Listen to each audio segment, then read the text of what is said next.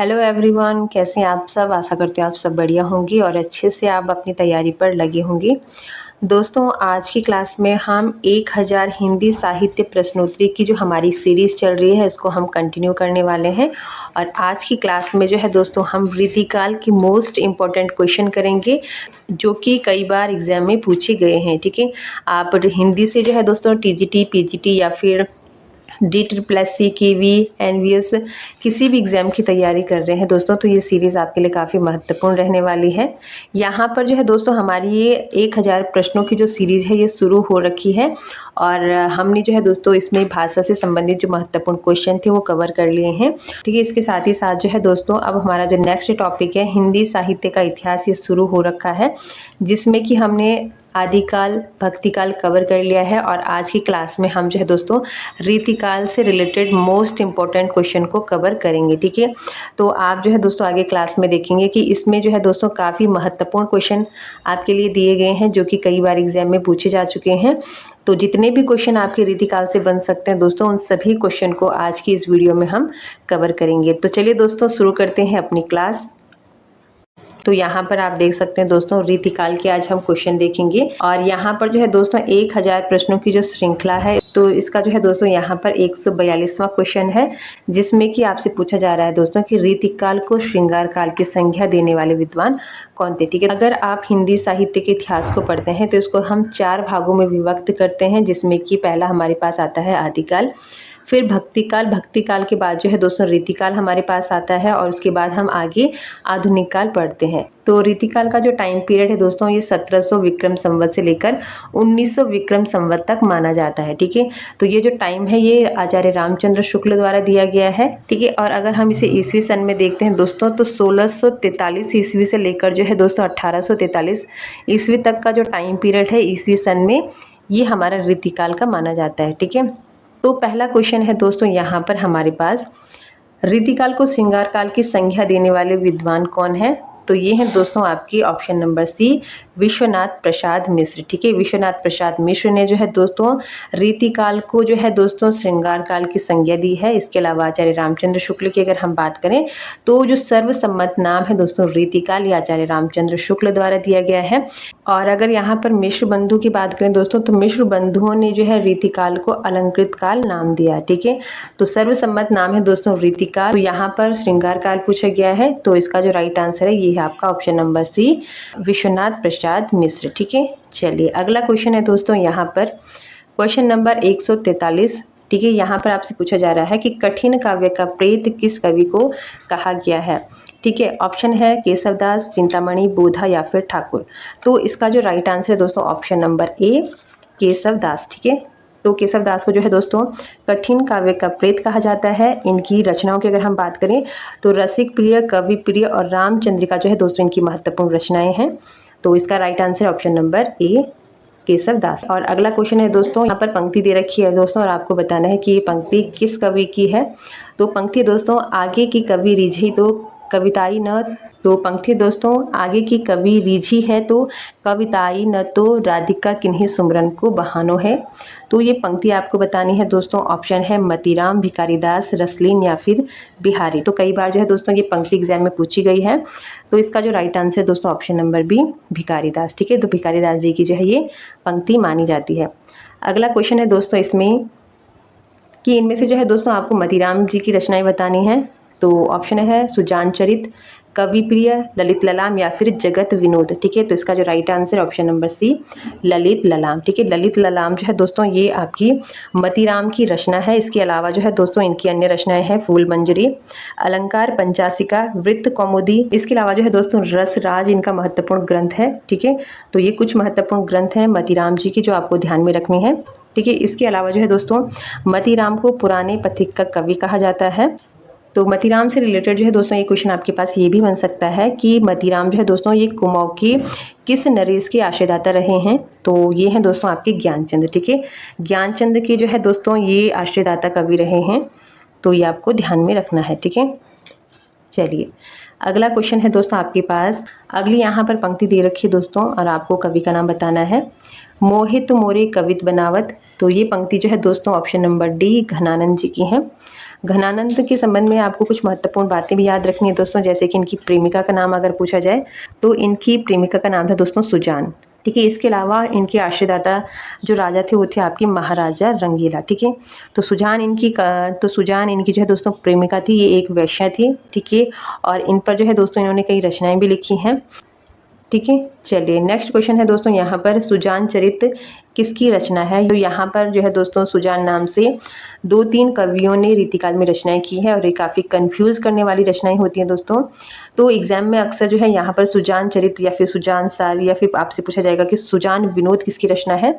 तो सुजान नाम से जो है दोस्तों 2-3 कवियों ने रचनाएं की है, तो ये रचनाएं आपको याद कर लेनी है कि कौन सी रचना किस कवि की है। यहाँ पर जो है सुजान चरित आपसे पूछा जा रहा है और ऑप्शन है दोस्तों घनानंद, ठाकुर, सूदन या फिर बोधा। ठीक है, तो सुजान जो चरित है दोस्तों ये रचना है आपकी ऑप्शन नंबर सी सूदन की। ठीक है, जैसे कि मैंने अभी आपको बताया कि घनानंद की जो प्रेमिका थी दोस्तों उसका नाम सुजान था, उनकी जो रचना है उसका नाम है सुजान सार। ठीक है, तो घनानंद ने भी जो है दोस्तों सुजान के नाम से रचना की है। इसके अलावा जो है देव कवि द्वारा भी जो है दोस्तों सुजान विनोद नाम से एक रचना आपको देखने को मिलती है। ठीक है, तो यहाँ पर आपको ध्यान रखना है, अगर आपसे सुजान चरित्र पूछा जाए तो ये सूदन की है, सुजान सार पूछा जाए तो घनानंद की, और इसके अलावा सुजान विनोद अगर आपसे पूछा जाए तो ये है दोस्तों आपके देव कवि की रचना। चलिए नेक्स्ट क्वेश्चन है, कवि कुल कल्पतरु किसकी रचना है? तो ये ऑप्शन है दोस्तों आपके पास चिंतामणि, देव, केशव या फिर मतीराम। तो इसका राइट आंसर है दोस्तों ऑप्शन नंबर ए चिंतामणि। ठीक है, चलिए नेक्स्ट क्वेश्चन है दोस्तों, रीतिमुक्त कवि कौन है? तो आपको रीतिमुक्त कवि बताना है। ऑप्शन है केशवदास, घनानंद, भिखारीदास या फिर चिंतामणि। तो रीतिमुक्त कवि हैं दोस्तों आपकी ऑप्शन नंबर बी घनानंद। ठीक है, तो घनानंद की जो है दोस्तों महत्वपूर्ण रचनाएं आपने देख ली हैं, जिसमें कि सुजान सार, इश्कलता और विरह लीला इनके द्वारा लिखी गई रचनाएं हैं। नेक्स्ट क्वेश्चन है दोस्तों आपके पास क्वेश्चन नंबर 150। ठीक है, यहाँ पर जो है एक दोहा दे रखा है और आपको जो है दोस्तों इस दोहे के कवि का नाम बताना है। तो दोहा है दोस्तों, अमीय हलाहल मंद भरे श्वेत श्याम रत्नार, जियत परत झुक झुक परत जे हे चितवन एक बार। ठीक है, तो ये दोहा जो है दोस्तों किस कवि द्वारा लिखा गया है? ऑप्शन है बिहारी, रसलीन, रसखान या फिर ठाकुर। ठीक है, तो इसका राइट आंसर है दोस्तों ऑप्शन नंबर ए बिहारी। ठीक है, तो बिहारी दास का जो है दोस्तों ये दोहा है। तो ये जो दोहा है दोस्तों ये यूजीसी नेट में कई बार पूछा गया है। इसके अलावा अगर आप टीजीटी पीजीटी के क्वेश्चन पेपर देखेंगे दोस्तों तो वहाँ पर भी कई बार आपको देखने को, ठीक है, तो वहाँ तो क्वेश्चन पेपर में भी जो है दोस्तों कई बार ये दोहा आपसे पूछा जाता है। ठीक है, तो आपको ध्यान रखना है, ये दोहा है दोस्तों बिहारी दास का। ठीक है, और बहुत फेमस दोहा है दोस्तों। ठीक है, चलिए नेक्स्ट क्वेश्चन है यहाँ पर, अगला क्वेश्चन है, निम्नलिखित ग्रंथों में कौन सा ग्रंथ छंद विवेचन से संबंध नहीं रखता है? तो यहाँ पर ऑप्शन है दोस्तों प्राकृत पैंगलम, छंदो मंजरी, श्रुत बोध और विरह वागिस। ठीक है, तो इसका राइट आंसर दोस्तों ऑप्शन नंबर डी विरह वागिस। तो विरह वागिस जो है दोस्तों बोधा द्वारा लिखा गया ग्रंथ है।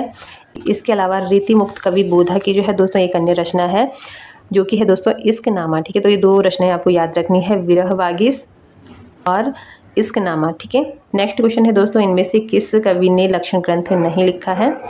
तो ये है दोस्तों आपके ऑप्शन नंबर डी घनानंद। ठीक है, चलिए नेक्स्ट क्वेश्चन है, अगला क्वेश्चन है दोस्तों, रीतिकाल के किस कवि में भक्ति और श्रृंगार का समन्वयात्मक योग है? तो ये हैं आपके सेनापति। ठीक है, चलिए नेक्स्ट क्वेश्चन है, यहाँ पर भी जो है दोस्तों एक पंक्ति दे रखी है और आपको रचनाकार का नाम बताना है।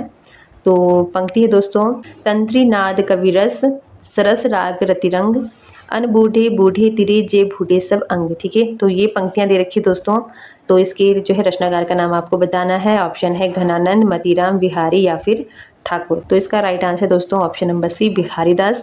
और आपको जो है दोस्तों बिहारी दास की फेमस पंक्तियों को याद करके रखना है। इनका जो बिहारी सत्सई है दोस्तों इसमें 713 दोहे हैं और इनमें से जो है दोस्तों कई फेमस जो दोहे हैं ये एग्जाम में पूछे जाते हैं। तो आपको जो है दोस्तों बिहारी दास की जो अक्सर परीक्षाओं में पूछे जाते हैं उन दोहों को याद कर लेना है। ठीक है, चलिए बिहारी जो है दोस्तों ये रीति सिद्ध कवि हैं और इनके द्वारा जो रचना लिखी गई है ये है बिहारी सत्सई। ठीक है, जिसमें कि 713 दोहे माने जाते हैं। अगला क्वेश्चन है दोस्तों, यहाँ पर अति सुधु स्नेह को मारक है, ये पंक्ति किसकी है? तो ये है दोस्तों घनानंद की। तो इसका जो right answer option number C. Next question है, ऋतु वर्णन के लिए विशेषतः रीतिकाल का कौन सा कवि प्रसिद्ध है? तो ऋतु वर्णन के लिए जो है दोस्तों यहाँ पर सेनापति प्रसिद्ध हैं। तो इसका जो right answer option number C. ठीक है, चलिए अगला क्वेश्चन है, स्वच्छंद प्रेम का निर्बंक गायक कौन है? तो ये है दोस्तों आपकी आलम। तो इसका जो राइट आंसर है option number B. Next question है, देखन में छोटे लागी घाव करे गंभीर, इस उक्ति को किस कवि की रचनाओं ने चरितार्थ किया है? तो ये है दोस्तों आपकी बिहारी दास। का जो राइट आंसर है दोस्तों ऑप्शन नंबर डी। ठीक है, तो ये उक्ति भी जो है दोस्तों कई बार परीक्षाओं में पूछी जाती है कि देखन में छोटे लागी घाव करे गंभीर, ये उक्ति किसके संबंध में चरितार्थ होती है? तो ये है दोस्तों आपकी बिहारी दास। ठीक है, चलिए नेक्स्ट क्वेश्चन है। तो यहाँ पर नेक्स्ट क्वेश्चन है दोस्तों आपके पास, मदिराम की प्रसिद्धि का आधार स्तंभ कौन सा ग्रंथ है? ऑप्शन है रसराज, वृत्त कौमुदी, छंदसार या फिर अलंकार पंचासिका। वैसे तो जो है दोस्तों ये सारी रचनाएं जो है दोस्तों मदिराम की हैं, लेकिन प्रसिद्धि का जो आधार स्तंभ ग्रंथ माना जाता है, ये माना जाता है रसराज को। तो इसका जो राइट आंसर ऑप्शन नंबर ए। ठीक है, अगला क्वेश्चन है, काव्य निर्णय ग्रंथ किस कवि का है? तो ऑप्शन है चिंतामणि, मतीराम, भिखारीदास या फिर कुलपति मिश्र। ठीक है, तो इसका राइट आंसर है दोस्तों ऑप्शन नंबर सी, भिखारीदास। ठीक है, काव्य निर्णय के अलावा इनके जो है अन्य ग्रंथ है श्रृंगार निर्णय और छंद प्रकाश। ठीक है, चलिए नेक्स्ट क्वेश्चन है, बिहारी सत्स्य में कितने दोहे हैं? तो बिहारी सत्स्य में आपको दोहे बताने हैं। ऑप्शन है दोस्तों 713, 700, 715 या फिर 701। ठीक है, तो अभी मैंने आपको बताया है कि बिहारी में जो है दोस्तों 713 दोहे हैं। तो इसका जो राइट आंसर ऑप्शन नंबर ए। नेक्स्ट क्वेश्चन है, गे पदों की रचना कौन सी है? ठीक है, तो यहाँ पर गे पदों की जो रचना ये आपको बताना है। ऑप्शन है सूरसागर, काव्य मंजरी, कवि प्रिय या फिर बिहारी सत्स्य। तो इसका राइट आंसर है दोस्तों ऑप्शन नंबर ए, सूरसागर। ठीक है, तो अगले क्वेश्चन में आपके पास पंक्ति दे रखी है और आपको कवि का नाम बताना है दोस्तों। पंक्ति है दोस्तों, काव्य की रीति सीखियो सुकविंसो। तो इस पंक्ति की कवि कौन है ये आपको बताना है। ऑप्शन है चिंतामणि, मतीराम, भूषण या फिर भिखारीदास। तो इसका राइट आंसर है ऑप्शन नंबर डी। ठीक है, नेक्स्ट क्वेश्चन है, आचार्य रामचंद्र शुक्ल के अनुसार रीतिकाल का सीमांकन क्या है? तो यहाँ पर इसका जो राइट आंसर है दोस्तों ऑप्शन नंबर ए, 1643 से 1843 ईस्वी तक। ठीक है, क्योंकि अगर यहाँ पर विक्रम संवत में पूछा जाता दोस्तों, तो इसका जो विक्रम संवत होता है ये 1700 से लेकर 1900 विक्रम संवत तक माना जाता है। लेकिन यहाँ पर ईस्वी सन में आपसे पूछा जा रहा है, तो इसका जो राइट आंसर है ये होगा दोस्तों आपका ऑप्शन नंबर ए, 1643 से 1843 तक दोस्तों रीतिकाल का समय आचार्य रामचंद्र शुक्ल द्वारा माना गया है। ठीक है, चलिए नेक्स्ट क्वेश्चन है, इन ग्रंथों में सिद्धांत निरूपक ग्रंथ कौन सा है? ठीक है, तो यहाँ पर ऑप्शन दे रखे हैं दोस्तों आपके पास, वक्रोक्ति जीवितम, छत्र प्रकाश पंचाध्याय या फिर गोपी पच्चीसी। तो इसका जो राइट आंसर है दोस्तों ऑप्शन नंबर ए, वक्रोक्ति जीवितम। ठीक है, चलिए ठीक है, नेक्स्ट क्वेश्चन है दोस्तों 166वां, रचना दे रखी है आपके पास शिवा वावनी। तो इसके जो है रचनाकार का आपको नाम बताना है। तो इसका राइट आंसर है दोस्तों ऑप्शन नंबर बी, भूषण। ठीक है, नेक्स्ट क्वेश्चन है दोस्तों, रीतिकाल को अलंकृत काल की संज्ञा किसने दी है? तो इसका राइट आंसर होगा दोस्तों ऑप्शन नंबर ए, मिश्रबंधु। ठीक है, चलिए नेक्स्ट क्वेश्चन है दोस्तों यहाँ पर, इश्कनामा किसकी कृति है? ठीक है, और इसका जो राइट आंसर है दोस्तों ऑप्शन नंबर बी, बोधा। इसके अलावा जो है दोस्तों विरह वागीश भी इनके द्वारा लिखा गया ग्रंथ है। नेक्स्ट क्वेश्चन है, इनमें से कौन सा कवि रीतिबद्ध काव्यधारा से संबंधित नहीं है? तो रीतिबद्ध काव्यधारा से जो संबंधित कवि नहीं है उनका नाम आपको बताना है। ऑप्शन है चिंतामणि, मतीराम, पद्माकर या फिर बिहारी। तो इसका राइट आंसर है ऑप्शन नंबर डी, बिहारी। ठीक है, बिहारी जो है दोस्तों ये रीति सिद्ध कवि हैं। बाकी चिंतामणि, मतीराम, पद्माकर ये सभी जो है दोस्तों रीतिबद्ध काव्यधारा के कवि माने जाते हैं। ठीक है, चलिए नेक्स्ट क्वेश्चन है आपके पास क्वेश्चन नंबर 170 और यहाँ पर भी जो है दोस्तों पंक्ति आपसे पूछी जा रही है। ठीक है, पंक्ति दोस्तों आपके पास, यद्यपि सुजाति सुलक्षणी, सुवर्ण सुरस सुवृत, भूषण बिनुन विराजही, कविता बनिता मित। काफ़ी फेमस पंक्ति है, कई बार परीक्षाओं में पूछी जाती है। तो इसके जो तो इस पंक्ति के रचनाकार हैं दोस्तों आपके केशवदास। तो इसका जो राइट आंसर है ऑप्शन नंबर डी। तो ये पंक्ति केशवदास जी द्वारा जो है दोस्तों लिखी गई है। केशवदास को कठिन काव्य का प्रेत कहा जाता है। इसके अलावा इनकी महत्वपूर्ण रचना है रसिक प्रिय, कवि प्रिय और रामचंद्रिका। ठीक है, चलिए नेक्स्ट क्वेश्चन है दोस्तों, किस कवि ने सत्स्य की रचना नहीं की है? तो यहाँ पर इसका राइट आंसर है ऑप्शन नंबर डी, लाल कवि। ठीक है, लाल कवि द्वारा जो है दोस्तों सत्स्य की रचना नहीं की गई है। बाकी मतीराम, बिहारी और बिंद द्वारा जो है दोस्तों सत्स्य की रचना की गई है। अगला क्वेश्चन है दोस्तों, और ये भी कई बार परीक्षाओं में पूछा गया है, किस कवि की कविता की हृदय वेदकता को लक्षण करके उसे नावक की तीर कहा गया है? तो इसका राइट आंसर दोस्तों ऑप्शन नंबर ए बिहारी। ठीक है, अगला क्वेश्चन है यहाँ पर छत्र प्रकाश किसकी रचना है? तो ऑप्शन है दोस्तों लाल कवि, श्रीधर, ग्वाल या फिर मंडन। तो इसका right answer option number A Lal Kavi. ठीक है, तो लाल कवि द्वारा जो है दोस्तों छत्र प्रकाश नामक रचना लिखी गई है। अगला क्वेश्चन है दोस्तों यहाँ पर, और यहाँ पर भी आपसे पंक्ति पूछी जा रही है कि ये पंक्ति किस कवि की है। तो पंक्ति है दोस्तों यहाँ पर, अविधा उत्तम काव्य है, मध्य लक्षणालीन, अधम व्यंजना रस विरस, उल्टी कहत नवीन। तो ये पंक्ति ये लिखी गई है कवि देव की। ठीक है, तो इसका right answer option number B. तो यहाँ पर देव जो है दोस्तों ये एक रसवादी आचार्य हैं और उनके द्वारा जो है दोस्तों यहाँ पर काव्य लक्षण प्रस्तुत किया गया है। ठीक है, नेक्स्ट क्वेश्चन आपसे पूछा जा रहा है सुजान विनोद किसकी रचना है? इससे पहले हमने जो है दोस्तों सुजान चरित्र जो रचना थी उसके लेखक के बारे में पढ़ा था। तो यहाँ पर सुजान विनोद आपसे पूछा जा रहा है, तो इसका जो राइट आंसर है दोस्तों ऑप्शन नंबर ए देव। ठीक है, देव द्वारा जो है सुजान विनोद लिखा गया है। इसके अलावा अगर सुदन की बात करें तो सुजान चरित्र इनके द्वारा लिखा गया है और घनानंद ने जो है दोस्तों सुजान सार लिखा है। ठीक है, तो ये आपको ध्यान में रखना है। चलिए अगला क्वेश्चन हम यहाँ पर देखेंगे, तो बिहारी सतसई पर किस ग्रंथ का प्रभाव देखने को मिलता है? तो इसका राइट आंसर दोस्तों ऑप्शन नंबर सी गाथा सप्तशती। ठीक है, गाथा सप्तशती का जो है दोस्तों प्रभाव हमें बिहारी सतसई में देखने को मिलता है। ठीक है, नेक्स्ट क्वेश्चन है दोस्तों यहाँ पर, कुंदन को रंग फीको लागे। ठीक है, तो ये पंक्ति किस कवि की है ये आपको बताना है। तो इसका राइट आंसर दोस्तों ऑप्शन नंबर सी मतीराम। ठीक है, मतीराम को पुराने पथिक का कवि कहा जाता है। इसके अलावा ललित ललाम, फूल मंजरी, अलंकार पंचासिका, वृत्त कौमुदी, रसराज और छंदसार इनके द्वारा लिखी गई प्रमुख रचनाएं हैं। यहाँ पर ये पंक्ति भी कई बार परीक्षा में पूछी जाती है, तो ये आपको ध्यान रखना है। कुंदन को रंग फीको लागे, ये पंक्ति जो है मतीराम की है। ठीक है, चलिए नेक्स्ट क्वेश्चन है दोस्तों, मेरे तो गिरिधर गोपाल, यह पंक्ति किसकी है? तो इसका right answer option number B Mirabai का। ठीक है, चलिए और अगला क्वेश्चन है दोस्तों आपके पास, कविता वलय की रचनाकार कौन है? और ये जो है दोस्तों रीतिकाल से रिलेटेड आज का हमारा लास्ट क्वेश्चन है। तो इसका राइट आंसर दोस्तों ऑप्शन नंबर डी तुलसीदास। ठीक है, तो आज की क्लास में हमने रीतिकाल से रिलेटेड मोस्ट इंपॉर्टेंट जो क्वेश्चन आपके परीक्षा में पूछे जाते हैं उनको कवर किया है। ठीक है, इसके बाद जो है दोस्तों 1000 प्रश्नों की श्रृंखला में अगला जो हमारा टॉपिक रहेगा उसमें हम हिंदी साहित्य की महत्वपूर्ण कविताओं को कवर करेंगे।